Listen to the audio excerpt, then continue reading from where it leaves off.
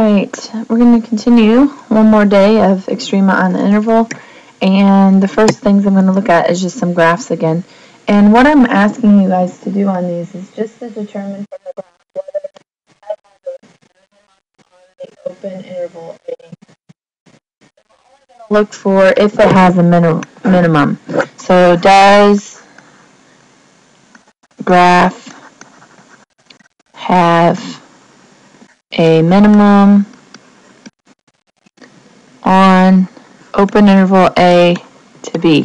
So let's look at each one of these separately. On the first one, does A have a minimum value, or on this first one, does this graph have a minimum value? Well, it looks like down here, if I was going to have a minimum value, it would be right here.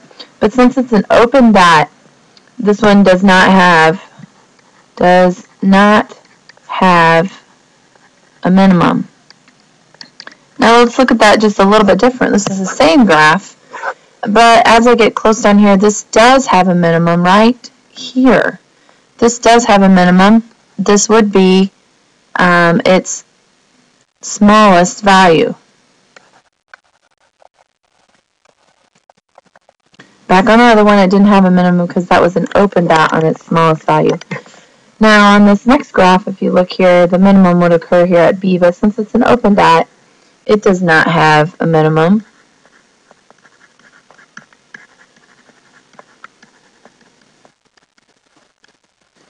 And then over here at this one, looks like the minimum would be down here at B, but since there's not a closed-in dot, there can't be the minimum there. But there is a minimum. It is right here. So it's not at B. It's somewhere between A and B, but there is a minimum here. So this one does have a minimum. Now this next problem may be a continuation of the problem through 2 videos, but I'll go ahead and get started on this one. This is a little bit longer problem, at least to explain. The formula for power output, P of a battery, is given by this equation. So I'm going to go ahead and write that equation right here. And we're going to fill in what known values are given to us as we read them. It then goes on to say, where V is the electromotive force in volts, and R is the resistance. I is the current. We're supposed to find the current. So that means we're going to be solving for I's. That corresponds to a maximum value. That tells me I'm going to be taking the derivative with respect to I of P in a battery for which V is equal to 12. So they're telling me that V is 12. So I'm going to go ahead and put 12 in there.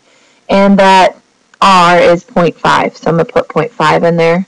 Remember, I'm solving for I, so I know that I's are going to be my variables. It then goes on to say, assume that a 15 amp fuse bounds the output in the interval 0 to 15. So I'm talking about a closed interval from 0 to 15. And then it asks me another question. We'll go back to that question in a little while. What it's asking me to do is find the maximum value. So that means I'm going to be taking the derivative. So I get 12 minus, well, 0.5 times 2 is 1. So I just get I and lower that by 1, it gives me 1. So where is my derivative equal to 0? There are no places where the derivative does not exist. The derivative equals 0 when I is 12. Remember, I is the current. So when I is 12, I need to check that value. I'm going to check what the value of P is when I is 0, when I is 12, and when I is 15. Now, where did I get these other values? Well, this is an endpoint. This is my critical number. And this is my other endpoint.